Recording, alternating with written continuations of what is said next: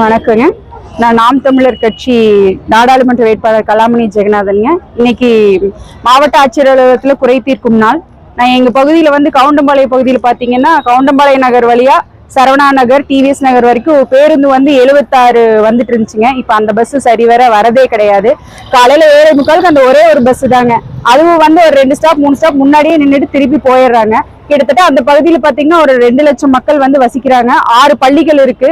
அங்க போற பள்ளிக்கூட போற குழந்தைகளுக்கு, அங்க வேலைக்கு போறவங்க எல்லாருமே வந்து ரொம்ப சிரமப்படுறாங்க. கொரோனா காலத்துக்கு முன்னாடி தனியார் பேருந்து எல்லாம் வந்துட்டு இருந்துச்சுங்க. அப்புறம் கொரோனா காலத்துக்கு அப்புறம் அந்த பேருந்தையும் நிறுத்திட்டாங்க. இப்ப அங்க அந்த தனியார் பேருந்து வசதி கூட இல்லைங்க. இது இத்தனைக்கு பாத்தீங்கன்னா அந்த மெட்ரோக்குள்ளதான் இருக்குங்க அந்த பகுதி. அந்த பகுதியில் வாழ்ற மக்களுக்கு வந்து இது ரொம்ப சிரமமா இருக்குங்க. நாங்க வந்து இன்னைக்கு வந்து மனு கொடுக்கறதுக்கு வந்தது அதுக்காகத்தாங்க. ஏன்னா அந்த பகுதியில வந்து பஸ் வந்து சரியா விடணும். அதுக்காக ஆட்சியரை பார்த்து நாங்க மனு கொடுத்துருக்கோங்க. அவங்க கண்டிப்பா பண்ணித்தரேன்னு சொல்லியிருக்காங்க. இல்லைங்க, ஒரே ஒரு சரியான பஸ் வசதி இல்லைங்க. ஒரே ஒரு பேருந்து தான் இருக்குங்க. கிட்டத்தட்ட அந்த பகுதியில 2 லட்சம் பேர் வசிக்கிறாங்க. ஒரு பேருந்துல எப்படிங்க பயணிக்க முடியாது? காலையில 7:45 தான் அந்த பஸ் வருதுங்க. அது 2 ஸ்டாப் முன்னாடியே நிறுத்தி திரும்பி போயிடுறாங்க.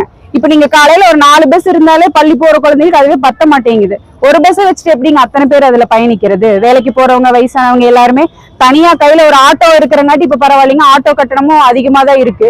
மக்களுக்கு வந்து அது ரொம்ப சிரமமா இருக்குங்க. எதுக்கா இருந்தாலும் கட்டணம் கொடுத்துதான் எங்க பகுதிக்கு போறதா இருந்தாலும் போகணுங்க. ஒரு அவசரத்துக்கு போகணும்னாலுமே அந்த சமயத்துக்கு ஆட்டோ கிடைக்கணும் இல்லைங்களா? அப்பதான் அது போக முடியுது. அங்க ரொம்ப சிரமமா இருக்குங்க. இத்தனைக்கு அந்த பகுதி மெட்ரோக்குள்ள தானே இருக்குங்க.